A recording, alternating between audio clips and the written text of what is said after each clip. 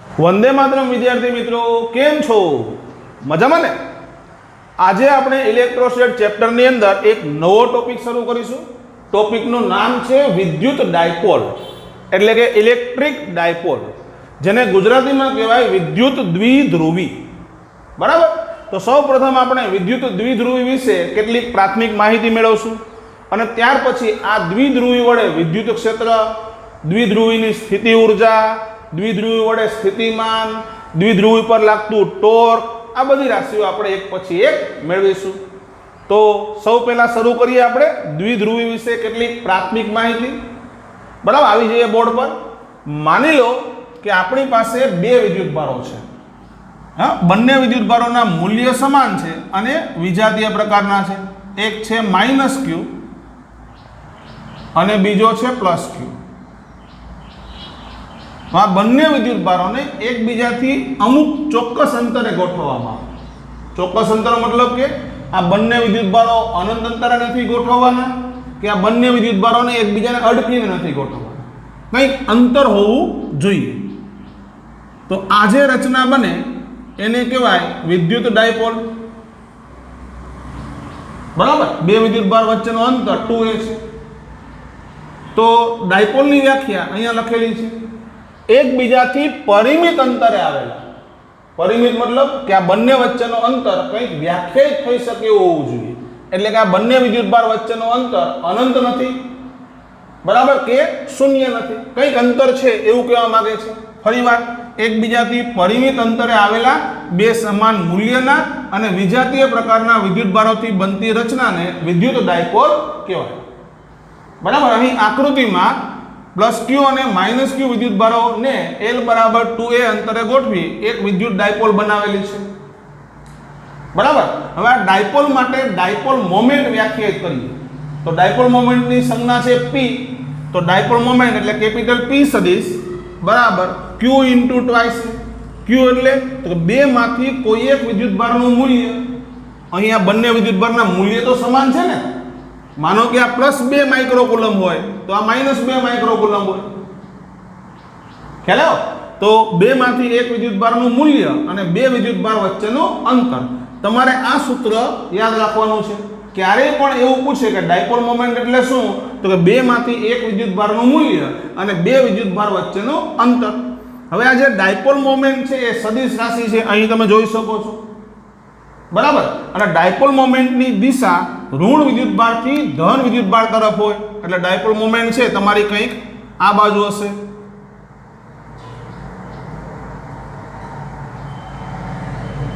Clear? જે નીચે લખેલું છે. આગળ વધીએ તો આ ડાયપોલ વિશે ભણવાની જરૂરિયાત શું? તો વાસ્તવમાં ઘણા બધા અણુઓ એવા છે કે જે હકીકતમાં ડાયપોલના બનેલા હોય. એટલે ઘણા બધા અણુમાં ધન અને ઋણ વિદ્યુતભારના કેન્દ્ર એકબીજાથી અમુક અંતરે ગોઠવાય છે. ઉદાહરણ તરીકે HCl. બરાબર, HCl ની અંદર શું હોય તો H+ અણુ અને Cl- અણુ, બંને વચ્ચે કંઈક અંતર હોય. એ રીતે પાણીના અણુની વાત કરો તો H2O.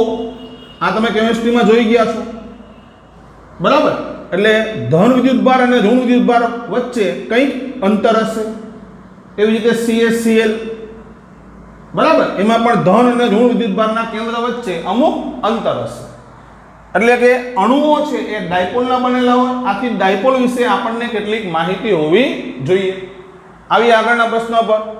તો આપેલ તંત્રની વિદ્યુત ડાયપોલ મોમેન્ટ ગણો.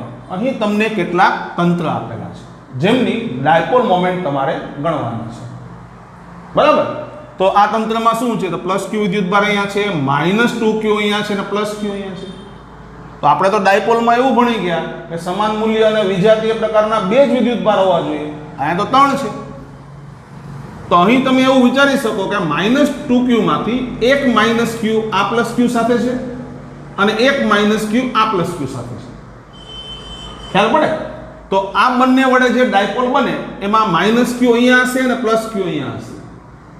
તો ડાયપોલ મોમેન્ટની દિશા ઋણથી ધન તરફ એ કન્સેપ્ટ અનુસાર તમે અહીંયા એક ડાયપોલ આ તરફ દર્શાવી શકો. બરાબર, એ ડાયપોલ મોમેન્ટ થાય બે માંથી એક વિદ્યુતભારનું મૂલ્ય, એટલે અહીંયા -Q છે, અહીંયા +Q છે. તો કોઈ એક વિદ્યુતભાર તરીકે આપણે મૂલ્ય લઈએ તો ક્યુ મળે, અને બે વિદ્યુતભાર વચ્ચેનો અંતર એટલે ઇન્ટુ ડી. પડી સમજ? આગળ હવે એક માઇનસ ક્યુ અહીંયા છે ને એક પ્લસ ક્યુ અહીંયા છે, તો એની મોમેન્ટ આપણે દર્શાવીએ તો એ મોમેન્ટ તમારે આ તરફ મળે. આ મોમેન્ટનું સૂત્ર તો P2 બરાબર 2 માંથી એક વિદ્યુતભારનું મૂલ્ય, તો અહીંયા માઇનસ ક્યુ છે, પ્લસ ક્યુ છે, કોઈ પણનું મૂલ્ય લ્યો એટલે ક્યુ મળે, અને આ બંને વચ્ચેનો અંતર એટલે ડી. ક્લિયર? તો આ બે ડાયપોલ મોમેન્ટનો તમારે સદિશ સરવાળો કરવો પડે, અને બે સદિશોનો સરવાળો કરવો હોય તો મૂલ્યનું સૂત્ર આપણી પાસે છે માનાંકમાં a સદિશ પ્લસ b સદિશ બરાબર વર્ગમૂળમાં a square plus b square plus 2ab cos theta. બરાબર ને? તે સૂત્રનો ઉપયોગ કરીએ. જો a સદિશ એટલે p1 સદિશ અને b સદિશ એટલે p2 સદિશ, તો સૂત્ર લગાડવું પડે. p net બરાબર વર્ગમૂળમાં p1 સ્ક્વેર વત્તા p2 સ્ક્વેર વત્તા 2p1 p2 cos p1 અને p2 વચ્ચેનો ખૂણો 90 છે. મૂકી દો કિંમત, તો તમને પરિણામી ડાયપોલ મોમેન્ટ છે એ તમને કંઈક અહીંયા આ તરફ મળશે, અને p net બરાબર √2 q into d આવું મળી જશે. હેલો, બીજો પ્રશ્ન જોઈએ. ચાલો, બીજા પ્રશ્નમાં પણ 3 વિદ્યુતભાર આપેલા છે અને આ તંત્રની ડાયપોલ મોમેન્ટ ગણવાની છે. તો ઉપરના પ્રશ્નની જેમ જ કે અહીંયા -2q છે, તો -2q માંથી એક -q આની સાથે લો અને એક -q આની સાથે લો. હેલો, તો આ બંનેની જોડ બની એમાં +q અને -q, એ -q અહીંયા છે, તો ડાયપોલ મોમેન્ટની દિશા તો ઋણથી ધન, એટલે એક ડાયપોલ તમારે આ બાજુ થઈ, તો p બરાબર 2 માંથી એક વિદ્યુતભારનું મૂલ્ય, તો 2 માંથી કોઈ એક વિદ્યુતભાર અહીંયા કેટલો લેવાનો તમારે? તો -q અને +q, તો કોઈ પણ વિદ્યુતભારનું મૂલ્ય લ્યો એટલે q, અને બે વિદ્યુતભાર વચ્ચેનો અંતર એટલે l. બરાબર? એવી રીતે એક -q અહીંયા છે ને એક +q અહીંયા છે, એની જોડ વિચારો તો એની મોમેન્ટ તમારે આ બાજુ હશે. બરાબર? તો આને લગીએ બરાબર 2 માંથી એક વિદ્યુતભારનું મૂલ્ય ગુણ્યા બે વિદ્યુતભાર વચ્ચેનો અંતર એટલે l. તો આ બંને ડાયપોલ મોમેન્ટના મૂલ્ય સમાન છે અને દિશા વિરુદ્ધ છે, તો સરવાળો કરો. બરાબર? તો જવાબ કેટલો થઈ જાય? તો 0. એટલે અહીં પરિણામી ડાયપોલ મોમેન્ટ p net = 0 મળે. ક્લિયર? ત્રીજો પ્રશ્ન ફરીવાર 3 વિદ્યુતભારો -q અને +2q, તંત્રની ડાયપોલ મોમેન્ટ ગણવી છે. તો શું ગણી શકીએ કે આ +2q છે એમાંથી એક +q આ -q આવે છે અને એક +q આ -q આવે છે. જો આ બંનેની વાત કરીએ, બરાબર, આમની અને આની, તો ડાયપોલ મોમેન્ટ થાય માઇનસ થી પ્લસ એટલે આ બાજુ, એટલે એક ડાયપોલ મોમેન્ટ તમારે p1 બરાબર q એટલે 2 માંથી એક વિદ્યુતભારનું મૂલ્ય અને બે વિદ્યુતભાર વચ્ચેનો અંતર જે આપેલું છે એ. બરાબર? હવે આ બંનેની જોડની વાત કરો તો 2 માંથી એક વિદ્યુતભારનું મૂલ્ય, તો અહીંયા કેટલો લેવાનો તમારે? તો q લેવાનો, કારણ કે એક q તો આને જોડી દીધો, તો હવે અહીંયા q છે, બીજો -q છે, તો એની મોમેન્ટ માઇનસ થી પ્લસ એટલે આ બાજુ, તો આ તમારે થાય p2 બરાબર q એટલે 2 માંથી એક વિદ્યુતભારનું મૂલ્ય અને બે વિદ્યુતભાર વચ્ચેનો અંતર એટલે a. એટલે આ p1 છે, આ p2 છે, બંને વચ્ચેનો ખૂણો આ કેટલો થાય? સમબાજુ ત્રિકોણ છે, આ ખૂણો કેટલો હોય? તો 60. આ કેટલો થાય? તો 60. બરાબર ને?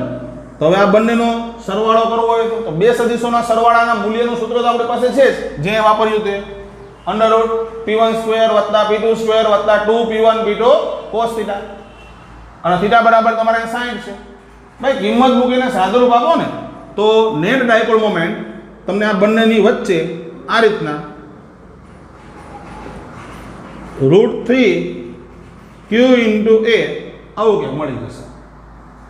ક્લિયર? ગણતરી બધી કરવાની છે અને સમજીને ગણજો. આગળ અહીં બે વિદ્યુતભાર આપ્યા છે, એક -q છે અને +q વિદ્યુતભાર ચાપ પર પથરાયેલો છે. બરાબર? એટલે અહીં ચાપ પર +q વિદ્યુતભાર છે. હવે આ તંત્રની ડાયપોલ મોમેન્ટ ગણવી છે. હવે ડાયપોલ મોમેન્ટ ગણવી હોય તો બંને વિદ્યુતભારો બિંદુવત હોવા જોઈએ. તો અહીં તમે જોઈ શકો કે આ માઇનસ ક્યુ બિંદુઓ જ છે પણ આ પ્લસ ક્યુ બિંદુઓ જ નથી, તો શું કરશો? ટુકડો લેશું. માનો કે અહીંયા ડીએલ લંબાઈનો એક ટુકડો લીધો, બરાબર. આ ટુકડાની લંબાઈ છે ડીએલ, બરાબર. હવે આ ટુકડા પરનો વિદ્યુતભાર તો ડીક્યુ કહી દઈએ. તો ડીક્યુ બરાબર એકમ લંબાઈ પર વિદ્યુતભાર, જેને લેમ્બડા કહેવાય, બરાબર. તો ડીક્યુ બરાબર લેમ્બડા ઇન્ટુ ડીએલ થાય, બરાબર ને. લેમ્બડા એટલે તો વિદ્યુતભારની રેખીય ઘનતા, એનું સૂત્ર લખવું હોય તો લેમ્બડા બરાબર કુલ વિદ્યુતભાર, રેડી ને. આ ચાપ પર કુલ વિદ્યુતભાર કેપિટલ ક્યુ છે અપોન આ ચાપની લંબાઈ. તો આ ચાપ છે એ વર્તુળનો ચોથો ભાગ છે. આખું વર્તુળ હોય તો લંબાઈ થઈ 2πr, હેલા એનો ચોથો ભાગ કરો તો πr/2 અને r તરીકે ત્રિજ્યા અહીંયા a આપેલી છે, તો તમે લખી શકો πa/2. સમજી વિચારીને લખજો ભાઈ, બરાબર. લેમ્બડાની કિંમત તમે મૂકી શકો અને ડીએલ એટલે ચાપની લંબાઈ. માનો કે આ જે ચાપ છે એ કેન્દ્ર પાસે થીટા ખૂણો બનાવે છે. ચાલો ડી થીટા ખૂણો બનાવે, સૂક્ષ્મ ખૂણો બનાવશે, જેને કહીએ આપણે ડી થીટા. તો ચાપની લંબાઈ અને ખૂણા વચ્ચેનો સંબંધ આપણને ખબર છે. શું સંબંધ છે? તો ખૂણો બરાબર ચાપ ભાગ્યા ત્રિજ્યા, એના પછી ચાપ બરાબર ખૂણો ગુણ્યા ત્રિજ્યા, એટલે લેમ્બડા ઇન્ટુ ત્રિજ્યા. ત્રિજ્યા છે તમારી a અને ખૂણો છે તમારો ડી થીટા. આવું કંઈક લખી શકો. હવે આ ડીક્યુ વિદ્યુતભાર અને એવી જ રીતે આ માઇનસ ક્યુમાંથી માઇનસ ડીક્યુ વિદ્યુતભાર હશે, એ બંને મળી અને એક ડાયપોલ બનાવશે. ખ્યાલ આવ્યો? હવે આ ડાયપોલ જે છે એ સૂક્ષ્મ હશે, એની વાત કરો તો ડીપી બરાબર ડીક્યુ વિદ્યુતભાર અને બંને વચ્ચેનો અંતર એટલે એ. ડીક્યુની કિંમત ઉપરથી મૂકી દઈએ તો ડીપી બરાબર lambda a square into D theta આવું મળશે, બરાબર. હવે આ ડાયપોલ મોમેન્ટ રાશિ કેવી છે? તો સદિશ. હવે આનું શું કરવાનું હોય? એ તો ખબર છે, સંકલન. તો સદિશોનું સંકલન કરવું હોય તો પહેલા દિશા ચેક કરવાની, પછી ચલ ચેક કરવાનું. તો અહીંયા ખબર પડી કે જો અહીંયા માઇનસ ડીક્યુ છે, અહીંયા પ્લસ ડીક્યુ છે, તો આ જે નાની એવી ડાયપોલ બની એની મોમેન્ટ તમારે કંઈક આ દિશામાં હશે. જો આ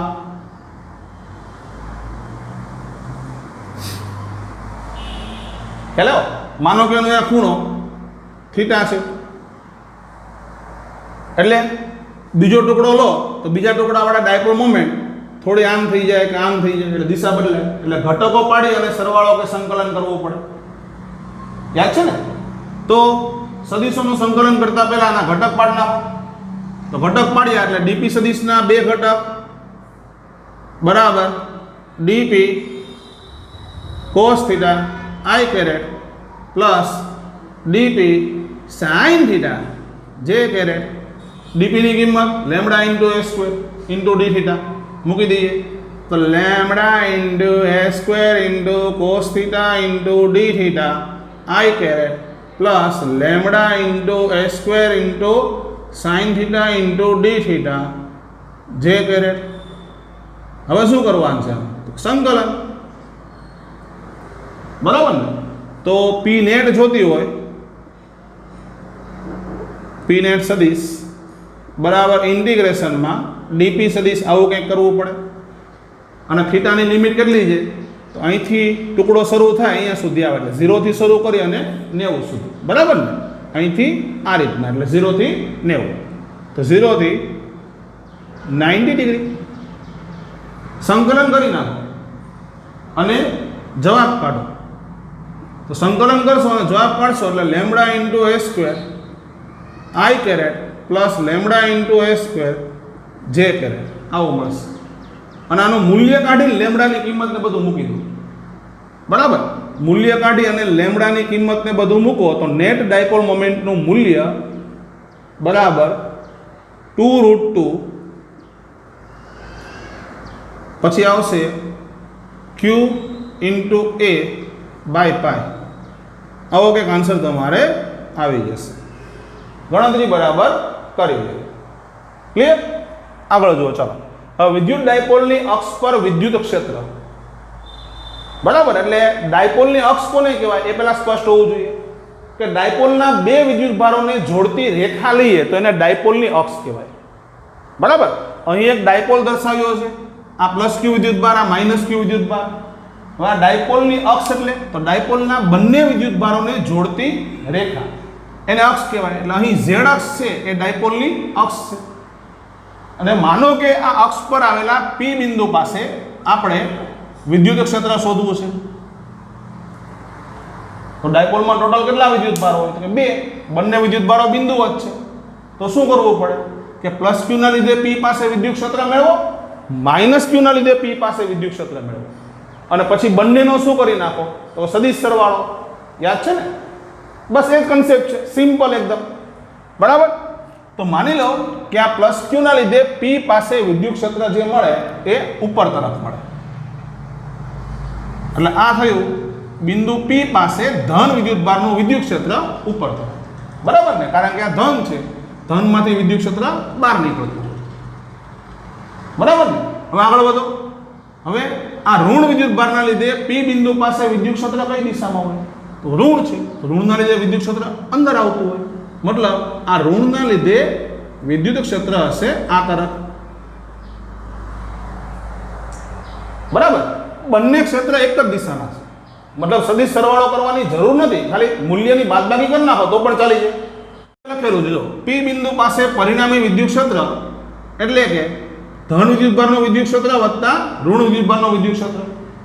અને ધન અને ઋણ વિદ્યુતભાર બિંદુઓ જ છે, મતલબ બિંદુવત વિદ્યુતભારના વિદ્યુત ક્ષેત્રનું સૂત્ર KQ/R² વાપરી શકીએ. લખીએ ચાલો અહીંયા. તો આગળ વધીએ. ધન વિદ્યુતભારની વાત કરો તો KQ બરાબર, અને અપોન R. R એટલે શું છે? અંતર. કોનું અંતર? તો ધન વિદ્યુતભારથી બિંદુ P નું અંતર. તો આ જે અંતર છે કેટલું હોય? તો આખું અંતર Z છે.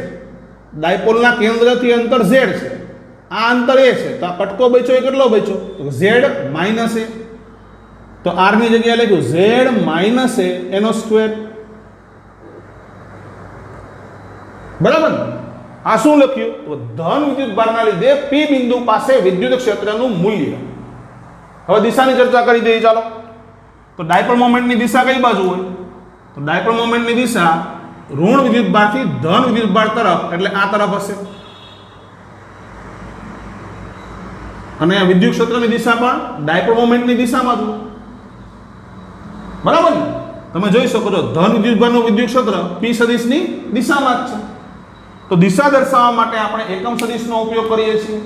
તો એકમ સદિશ વાપર્યો અહીંયા P કેરેટ. ખ્યાલ પડે ને? આ મૂલ્ય, આ દિશા. આગળ લખી ચાલો.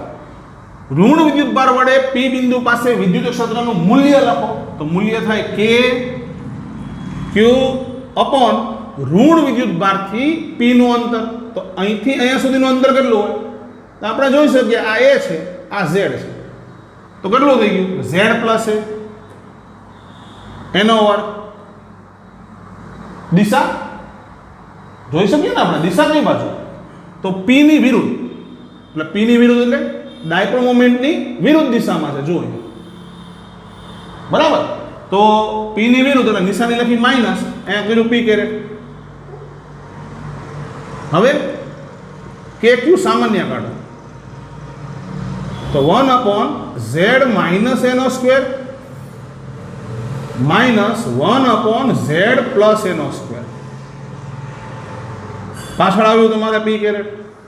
હવે સાદુરૂપ આપો. બરાબર. આનું દ્વિપદી વિસ્તરણ કરો, પછી ક્રોસ ગુણાકારમાં આને અહીંયા ગુણો, આને અહીંયા ગુણો. બરાબર ને? સાદુરૂપ આપો તો છેદમાં શું વધે? તો Z માઇનસ A અને Z પ્લસ A એના સ્ક્વેર. તો તમને ખ્યાલ છે x માઇનસ y અને x પ્લસ y હોય તો તમે શું લખો છો? x² minus y². તે પ્રમાણે આગળ વધો તો પદ તમને કંઈક ફાઇનલી આવું મળશે KQ into 4AZ upon Z² minus A² whole raise to square. પાછળ આવશે P કેરેટ. હવે તમને ખ્યાલ છે કે ડાયપોલ મોમેન્ટનું મૂલ્ય એટલે P બરાબર 2 માંથી 1 વિદ્યુતભારનું મૂલ્ય એટલે Q અને 2 વિદ્યુતભાર વચ્ચે અંતર. જો અહીંયા 2 વિદ્યુતભાર વચ્ચે અંતર A અને A એટલે 2A છે. તો અહીંયા તમે લખ્યું ક્યુ ઇન્ટુ ટ્વાઇસ છે.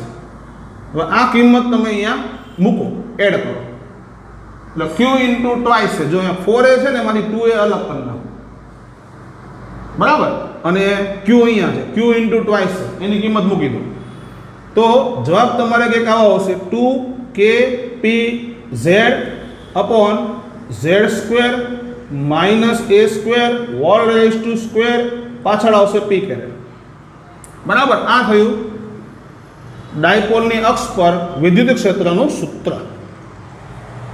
હવે આપણે મોટા ભાગે અણુ કે પરમાણુની વાત કરતા હોય. અણુ કે પરમાણુમાં તમે બે વિદ્યુતભારો વચ્ચેનો અંતર એકદમ સૂક્ષ્મ હોય, આ બધા કેસની અંદર, બરાબર. બે વિદ્યુતભારો વચ્ચેનો અંતર એટલે 2a એકદમ સૂક્ષ્મ હોય. 2a સૂક્ષ્મ હોય તો એ તો સૂક્ષ્મ જ કહેવાય ને, એટલે એ છે એ ઇગ્નોર કરી શકાય. એટલે બિંદુ ડાયપોલ માટે z is very very greater than a હોવાથી એને ઇગ્નોર કરો. ઇગ્નોર કરો ને તો તમને સૂત્ર કંઈક આવું મળી જાય કે z સ્ક્વેર એનો સ્ક્વેર એટલે z ની 4 ઘાત ઉપર નીચે z એક એક કેન્સલ કરો એટલે z નો ઘન આવી જાય.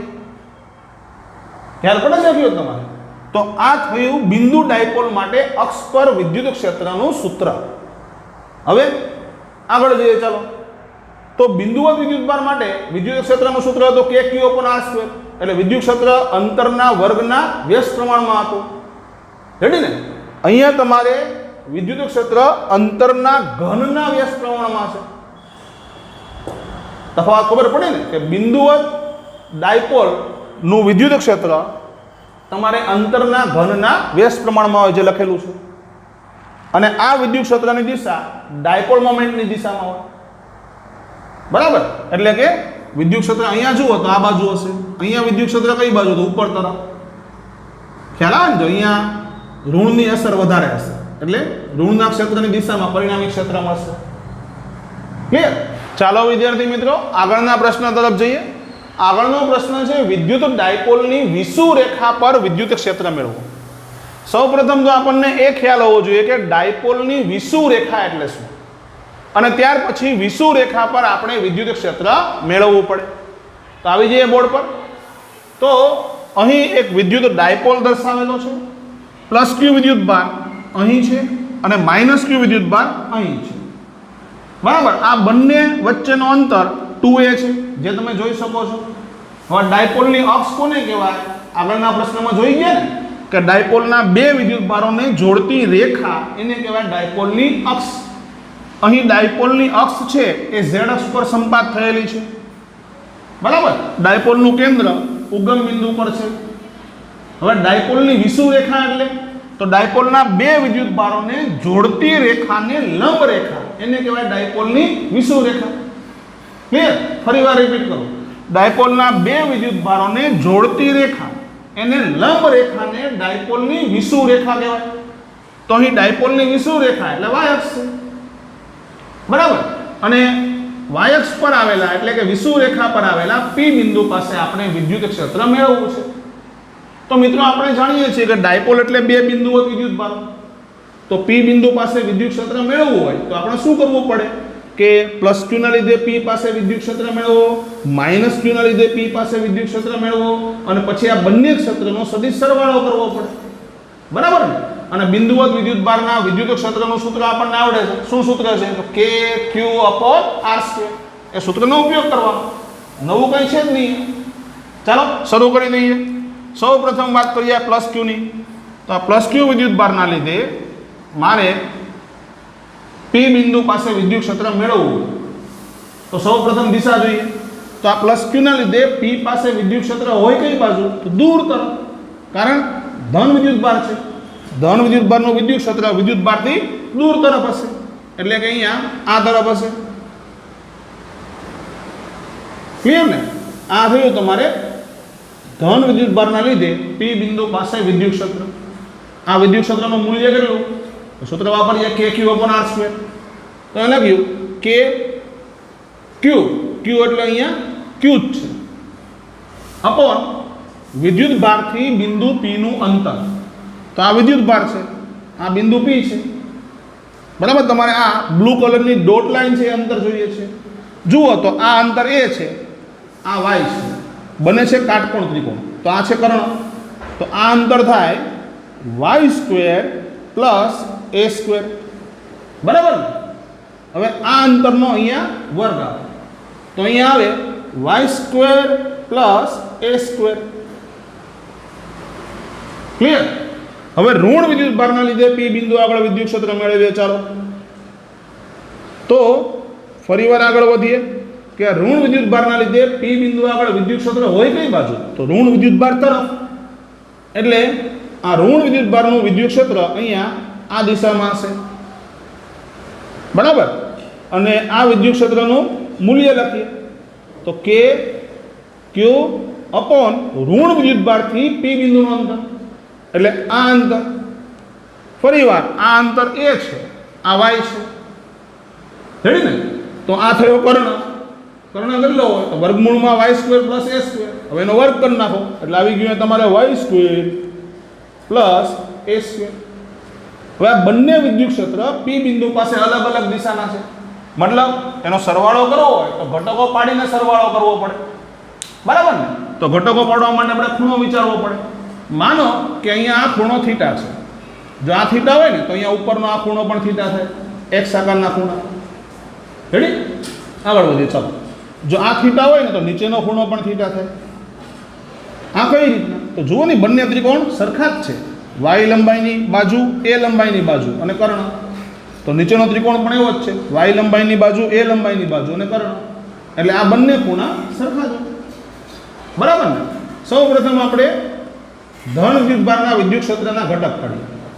તો આ ધન વિદ્યુતભારનું વિદ્યુત ક્ષેત્ર છે, એનો એક ઘટક વાય દિશામાં મળશે. જો વાય દિશા છે, એક્સ દિશા નથી.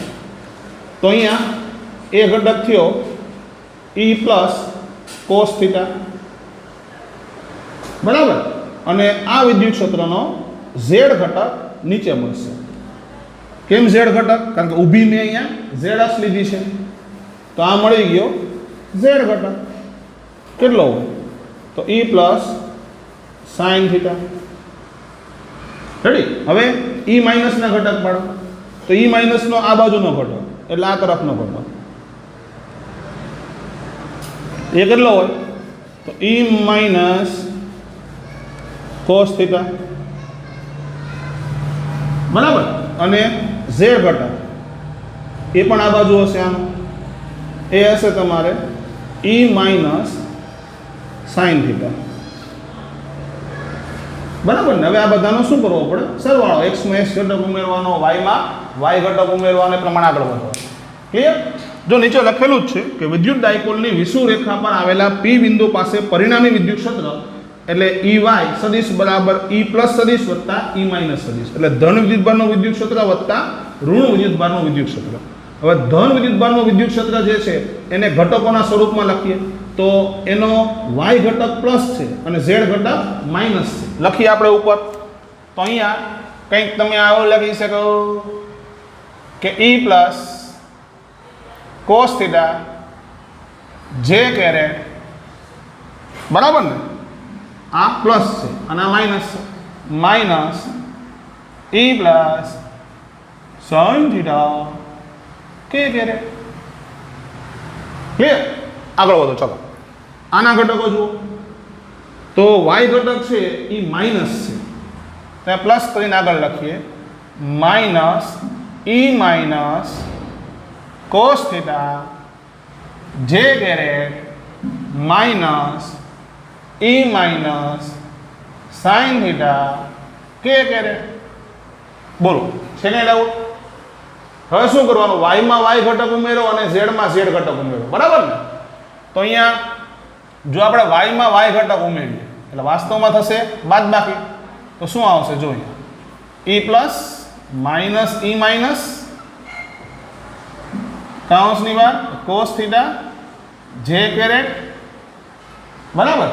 અને તમે ઝેડ ઘટક જુઓ તો બંનેના નેગેટિવ જ છે ને? બંનેના ઋણ. જો અહીંયા કે અહીંયા પણ ઋણ અને અહીંયા પણ ઋણ, એટલે માઇનસ કાઉન્સની અંદર ઈ પ્લસ માઇનસ પ્લસ માઇનસનું થઈ જશે પ્લસ ઈ માઇનસ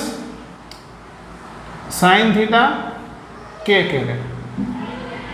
ક્લિયર?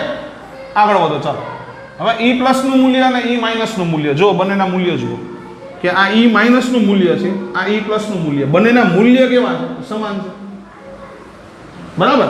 એટલે E પ્લસ અને E માઇનસની કિંમત મૂકશો ને તો પહેલું પદ નીકળી જશે. એટલે અહીંયા લખી જ નાખો શબ્દમાં કે E પ્લસ બરાબર E માઇનસ બરાબર KQ upon y square plus a square. આવું મૂકતા જો મૂકો એટલે y ઘટક કેન્સલ થઈ જાય, માત્ર વધે z ઘટક.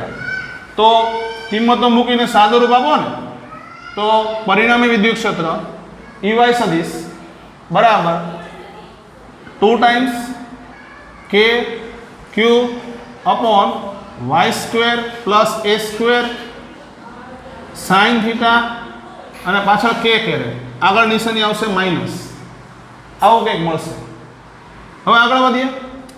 હવે સાઇન થીટાની કિંમત આકૃતિની ભૂમિતિ પરથી મૂકો તો સાઇન થીટા બરાબર સામેની બાજુના છેદમાં કર્ણ, સામેની બાજુ એટલે a, કર્ણ એટલે વર્ગમૂળમાં y square plus a square એટલે minus 2 times kq upon y square plus a square, સામેની બાજુ એટલે a વર્ગમૂળમાં y square plus a square, પાછળ આવ્યો k કેરેટ.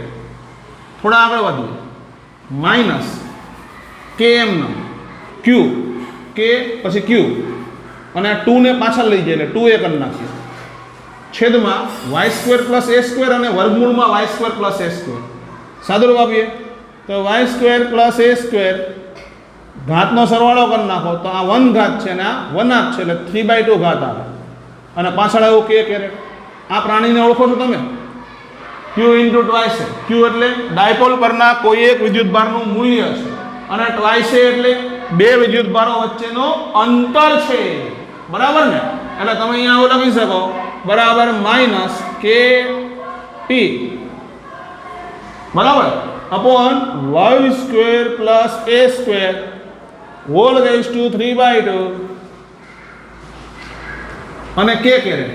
હવે આ k કેરેટ છે ને કઈ દિશા દર્શાવે તો z અક્ષની, બરાબર ધ્યાનથી જુઓ તો z અક્ષ એટલે ધન z અક્ષ દિશા દર્શાવે, બરાબર ને? તો અહીંયા ખ્યાલ પડે કે ડાયપોલ મોમેન્ટ છે ને એ પણ ઋણથી ધન તરફ જ હોય એટલે ડાયપોલ મોમેન્ટ પણ ધન z અક્ષની દિશામાં જ હોય. તો દિશા દર્શાવવા માટે તમે k કેરેટની જગ્યાએ તમે વાપરી શકો p કેરેટ એટલે ડાયપોલ મોમેન્ટની દિશાનો એકમ સદિશ. ખ્યાલ આવ્યો? તો આવો કંઈક સંબંધ તમને મળી ગયો. શું જવાબ ફાઇનલ? તો વિષુવૃત્ત રેખા પર વિદ્યુત ક્ષેત્ર minus kp upon y square plus a square whole raise to 3/2 પાછળ આવ્યો p કેરેટ. આ તમારો આન્સર.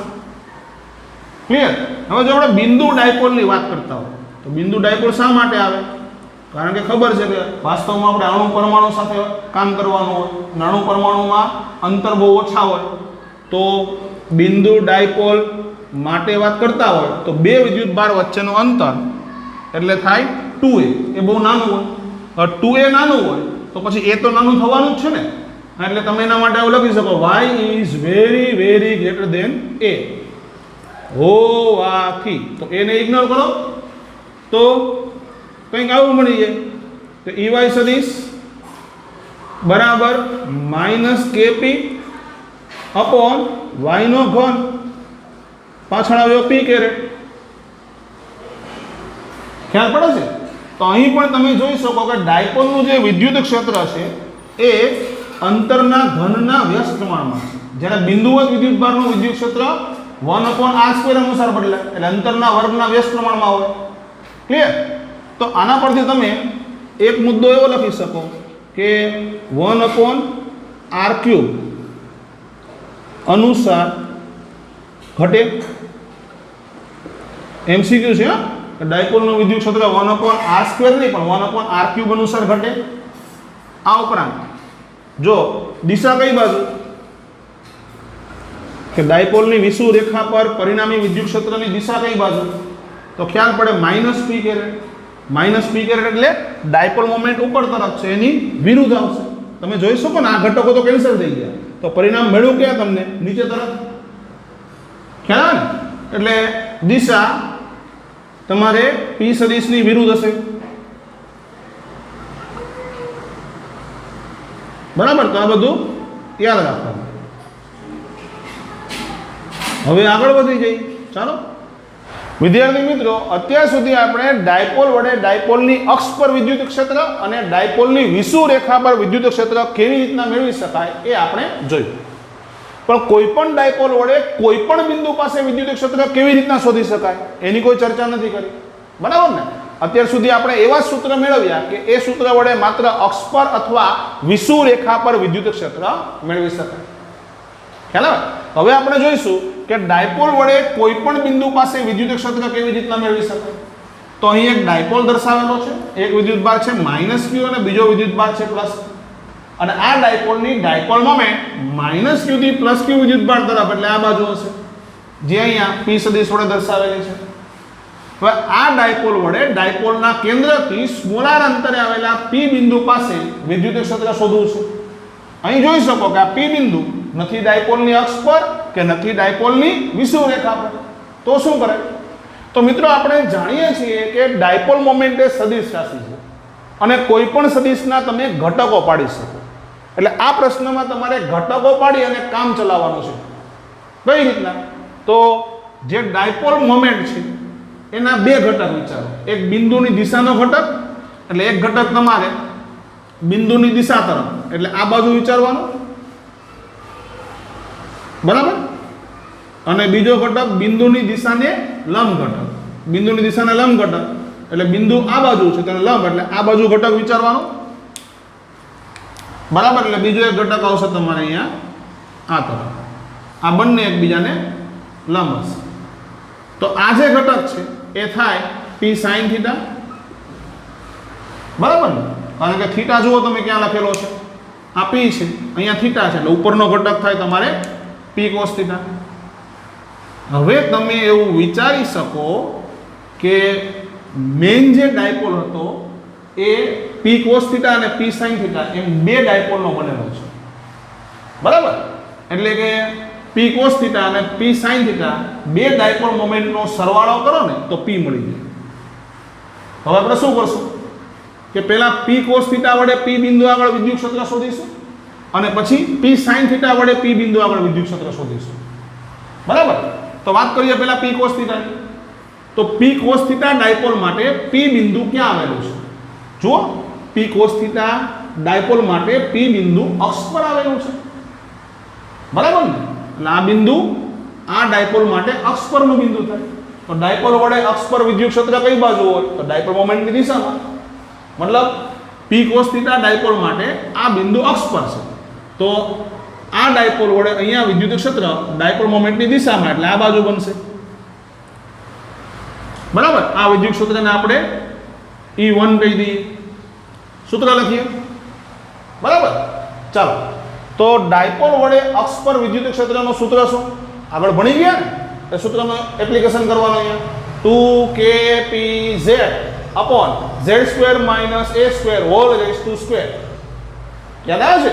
એ સૂત્રનો ઉપયોગ કરવાનો. માની લો કે આ બિંદુ ડાયપોલ છે, તો બિંદુ ડાયપોલ માટે અક્ષ પર વિદ્યુત ક્ષેત્રનું મૂલ્ય કેટલું? તો 2kp upon z3. z એટલે ડાયપોલના કેન્દ્રથી બિંદુનું અંતર. રેડી? એ સૂત્રનો ઉપયોગ કરો છો. ચાલો, તો આ ડાયપોલની વાત કરો છો તમે અહીંયા, તો 2kp, P એટલે ડાયપોલ મોમેન્ટ. તો આ ડાયપોલ માટે ડાયપોલ મોમેન્ટ થઈ P cos θ. તો લખી નાખો P cos θ અપોન બિંદુ ડાયપોલની વાત કરો તો ડાયપોલના કેન્દ્રથી બિંદુનું અંતર, તો આ અંતર કેટલું હોય? સ્મોલ r એનો ક્યુબ, બરાબર? આવું તમે લખી નાખો. રેડી?